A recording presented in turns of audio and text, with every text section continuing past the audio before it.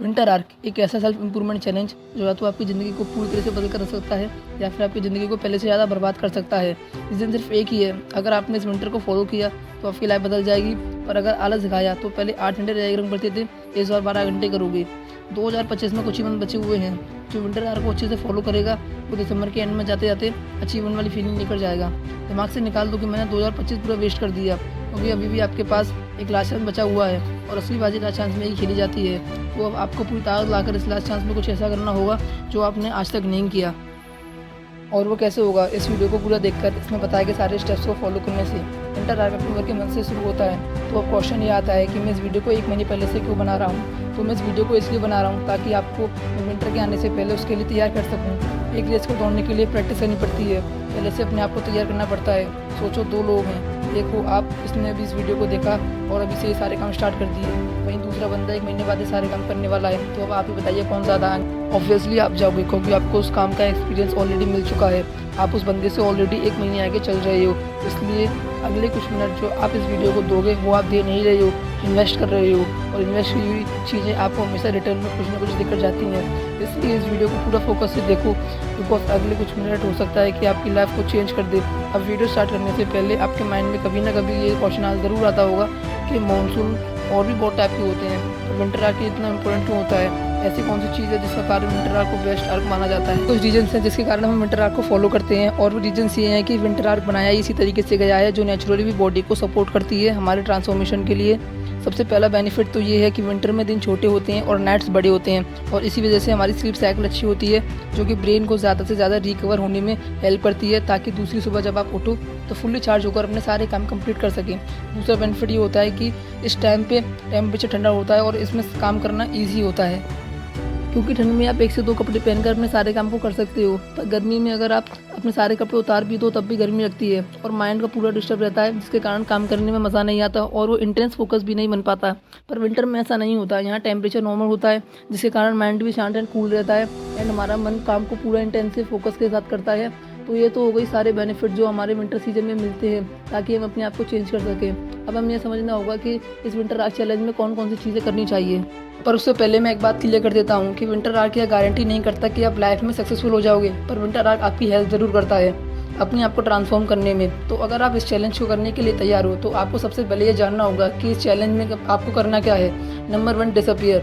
मैंने बहुत सारे वीडियो में इस बात को कहा है कि आप गायब हो जाओ, डिसअपियर हो जाओ, सॉल्यूशन में चले जाओ, एक अलोन चैप्टर के साथ गुजरने की कोशिश करो, क्योंकि आप जिस सोसाइटी में रहते हो, जिस फ्रेंड सर्कल में रहते हो, वो यह बिल्कुल भी चाहते हैं कि आप बदल जाओ, आप ट्रांसफॉर्म हो जाओ। वह चाहते हैं कि हम जिस तरीके से प्रोग्राम लाइफ में जी रहे हैं आप भी उसी तरह से जियो, लाइफ के फ्लो में चलते रहो। इसीलिए आपको डिसअपियर होना पड़ेगा, सारे लोगों से कनेक्शन कट करना होगा, सिर्फ घर वाले और इम्पोर्टेंट लोगों से कनेक्शन रखो। पर अगर काम ना हो तो अभी सबको इग्नोर करो, क्योंकि जब आप अकेले में रहते हो तो कोई दूसरा इंसान आपको परेशान नहीं करता और आप अपने काम को पूरे इंटेंस और फोकस के साथ कर पाते हो।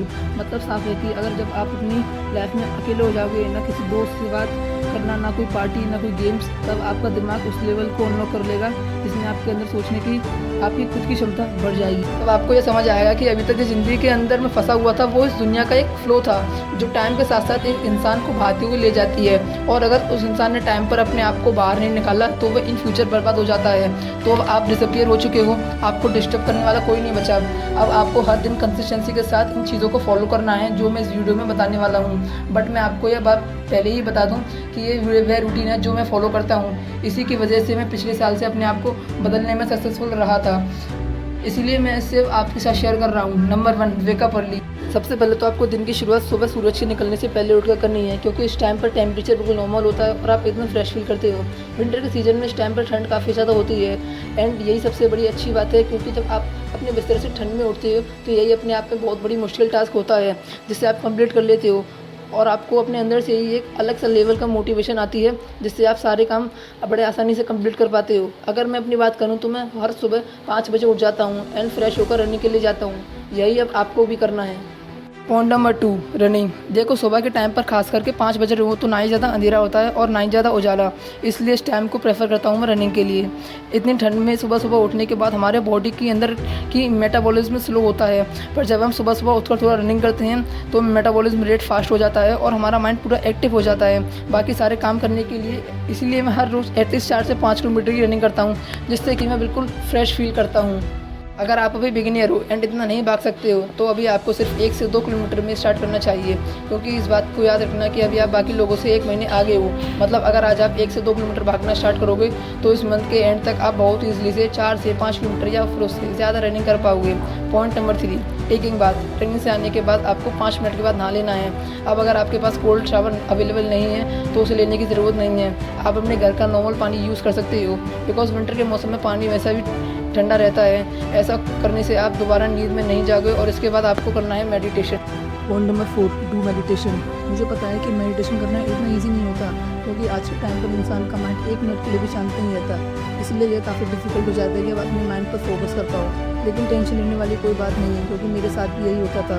जब भी मैं ध्यान लगाने की सोचता था तब ये कर नहीं पाता था और फिर मुझे ऐसा लगता था कि मैं इसके लिए बना ही नहीं हूँ। और फिर मैंने एयरफोन्स लगाकर मेडिटेशन सॉन्ग को ऑन किया, ध्यान लगाने की कोशिश की एंड सच में एक काम कर गई। जब मैंने ऐसा किया तो मेरे कानों में सिर्फ एक शांत म्यूजिक चलने लगा, जिसके कारण फ्लो बन गया और मेडिटेशन करने में सक्सेसफुल रहा। और इसी तरह से आपको भी मेडिटेशन करना स्टार्ट करना है। एंड एक बात याद रखना कि इस काम को गलती से भी स्किप मत करना, क्योंकि 10 मिनट की मेडिटेशन आपके पूरे दिन को बेटर बना सकती है, और अगर आपने इसे स्किप किया तो आपका पूरा दिन बर्बाद हो सकता है। अब इसके बाद आपको भूख लगेगी तो आपको कुछ खा लेना है एंड उसके बाद सीधा अपने काम पर लग जाना है। लेकिन अगर आपको सेल्फ इम्प्रूवमेंट बुक पढ़ना पसंद है तो आप वो भी कर सकते हो, क्योंकि यह भी बहुत ही इंपॉर्टेंट चीज़ है जिसे मैं भी फॉलो करता हूँ।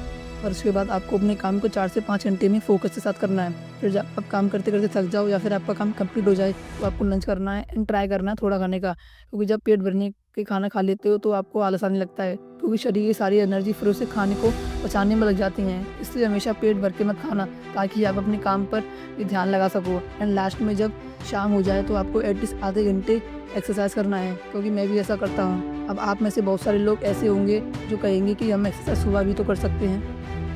तो देखो, आपका कहना तो सही है, पर अगर हम सुबह रनिंग एंड एक्सरसाइज दोनों करते हैं तो आपकी बॉडी के अंदर की एनर्जी पूरी तरह से खत्म हो जाती है एंड फिर आपको काम करने का मन नहीं करता बल्कि रेस्ट करने का मन करता है। इसलिए इन दोनों को दिनों के 2 पार्ट्स में डिवाइड कर देता हूँ। लेकिन अगर आप चाहो तो इसे उल्टा भी कर सकते हो, क्योंकि मैंने आपको पहले ही बताया कि यह जो रूटीन मैं बता रहा हूँ ये मेरा रूटीन है, बट आप चाहो तो अपने हिसाब से रूटीन बना सकते हो।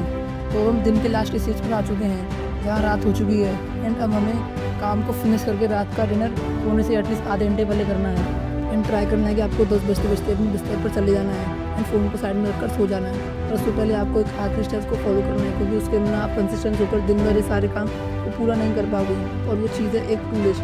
आपको हर रात को सोने से पहले एक टू लिस्ट बनाना है एंड उस पर सारे काम को लिखना है जो आप अगले दिन करने वाली हो, क्योंकि इससे आपके माइंड सेट में क्लैरिटी आ जाती है कि कल सुबह उठकर मुझे क्या करना है। एंड उसकी वजह से आप डिस्ट्रैक्ट नहीं होते हो, क्योंकि जब आपको यही नहीं पता होता कि आपको करना क्या है तो भले ही आप 5 बजे की जगह 4 बजे उठ जाओ, पर कोई फ़ायदा नहीं होने वाला, क्योंकि 4 बजे उठकर भी आप फालतू काम नहीं करोगे, क्योंकि आपको यही नहीं पता कि असल में करना क्या है। इसलिए आप अपना टू डू शेड्यूल सोने से पहले बनाकर ही सो, तो आपको भी पता है कि इस विंटर आवर को हर दिन आपको कैसे सबसे परफेक्ट बनाना है।